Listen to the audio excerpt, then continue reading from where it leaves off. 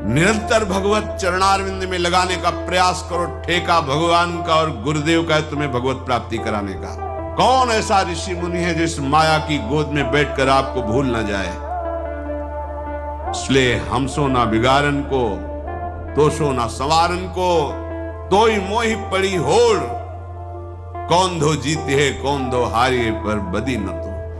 भगवत कृपा पात्र फिसल सकता है, लड़खड़ा सकता है, लेकिन नाम भक्ता प्रणश्यति।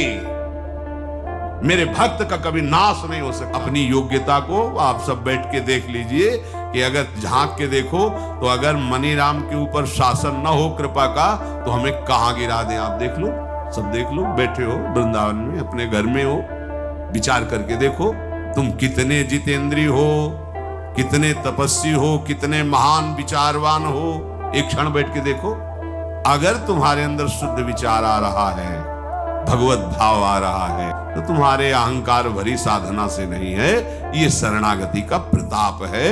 ये उनके प्रताप से इतना ही नहीं है, उनके प्रताप से तुम्हें भगवत प्राप्ति भी होगी।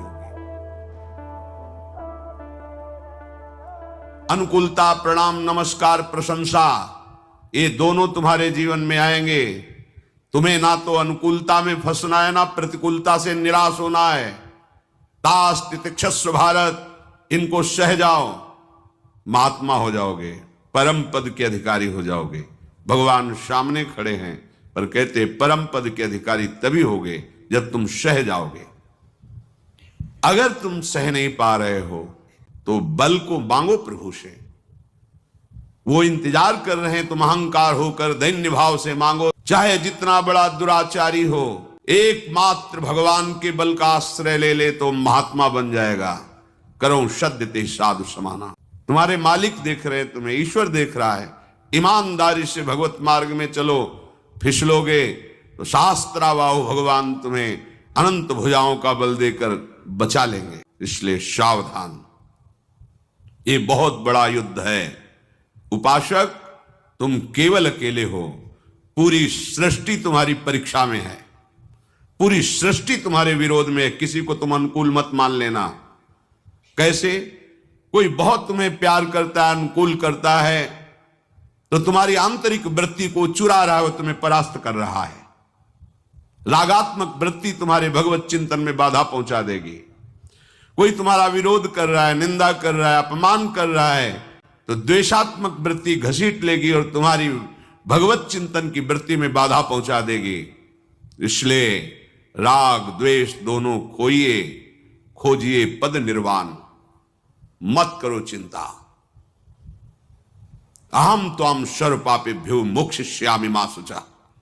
मैं तुम्हें पवित्र करूंगा, बस तुम्हें अपने स्वामी की आज्ञा पर चलना है। स्वामी जानते हैं। श्री स्वामी हरिदास जी महाराज कह रहे हैं, ये विचित्र माया पसारी आपकी है। कौन ऐसा ऋषि मुनि है जिस माया की गोद में बैठकर आपको भूल ना जाए। इसलिए हमसो ना बिगाड़न को, तोषो ना संवारन को, तोई मोहि पड़ी होड़। कौन दो जीते है कौन दो हारिए, पर बदी न तोड़। ये विचित्र माया भगवान की है। समझ में नहीं आती है कि क्या रूप रख करके तुम्हें परास्त कर देगी। एक रूप है, जैसे भगवान की अनंत महिमा है, ऐसे अचिंत्य महिमा माया की है। भगवत कृपा पात्र फिसल सकता है, लड़खड़ा सकता है, लेकिन मेरे भक्त का कभी नाश नहीं हो सकता। अपनी वृत्ति को निरंतर भगवत चरणारविंद में लगाने का प्रयास करो। ठेका भगवान का और गुरुदेव का है तुम्हें भगवत प्राप्ति कराने का। आप बार बार आज्ञा का उल्लंघन करेंगे, फिर भी उनके हृदय में कोई फर्क नहीं पड़ने वाला। तुम उनके हृदय को नहीं जानते हो, अगाध समुद्र हैं।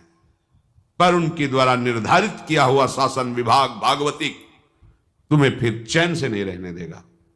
उनके हृदय में तुम्हारे प्रति कभी वात्सल्य के सिवा और कुछ नहीं आ सकता। तुम नहीं समझ सकते सदगुरु के हृदय को, भगवान के हृदय को। अगाध समुद्र होता है। इसलिए चाहे गृहस्थ हो चाहे विरक्त हो, हर उपासक से प्रार्थना है, हमारे लाडले युगल सरकार की कृपा का दुरुपयोग मत करो। हमारे प्रभु ने तुम्हें क्षमा कर दिया है अनंत जन्मों के अपराधों को, अवहेलना मत करो। उनकी अवहेलना होगी यदि उनकी आज्ञा का पालन नहीं करोगे। श्री भगवान कह रहे यदि जीवन भर भजन नहीं किया तो जब तुम्हें सत्संग मिला उस दिन से शुरू कर दो। ऐसा भी नहीं हो पाया तो कहीं तुम्हारे सौभाग्य से ऐसा हो कि अंतिम समय कोई तुम्हें नाम सुना दे, प्रभु की छवि के दर्शन करा दे, या भगवान की चर्चा सुना दे, या श्री हरिप्रियाजू का उच्छिष्टामृत चरणामृत वृंदावन की रज मिल जाए।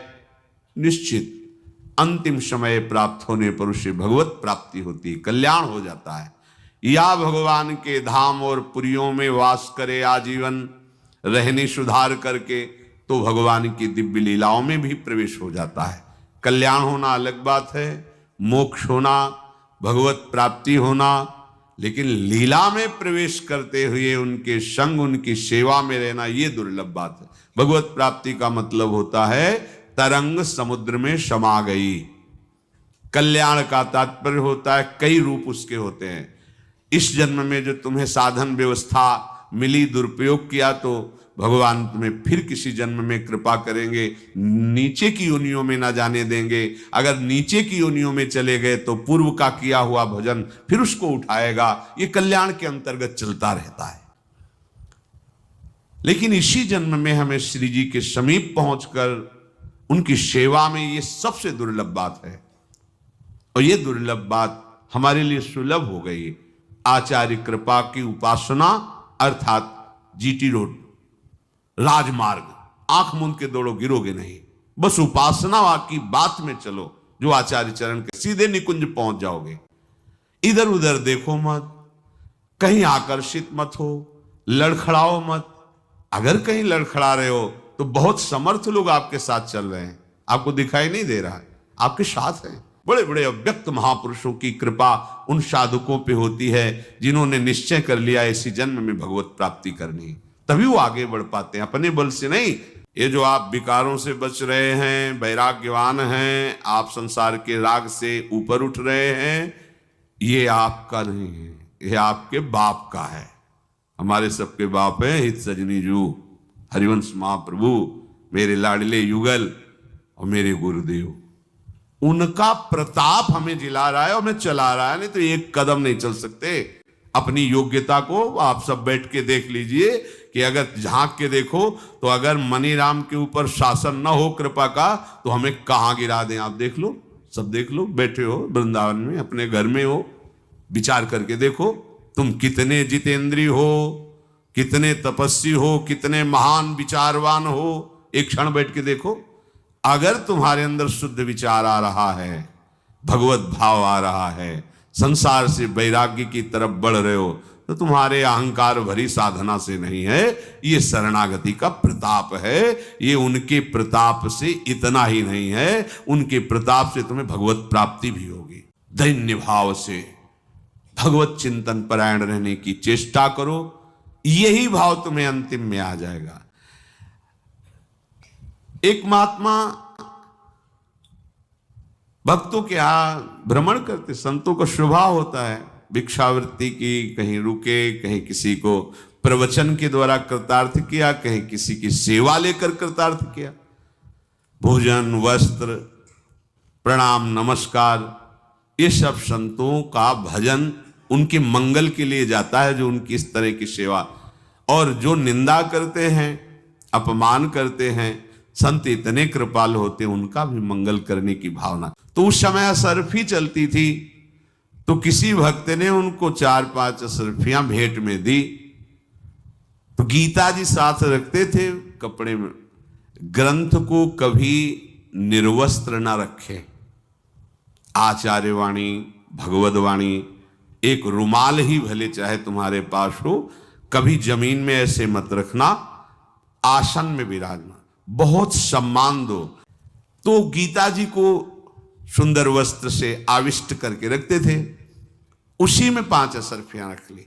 भाव ये था कि किसी दिन संतों का भंडारा करेंगे। गीता जी में वो सुरक्षित रखी कुटिया में।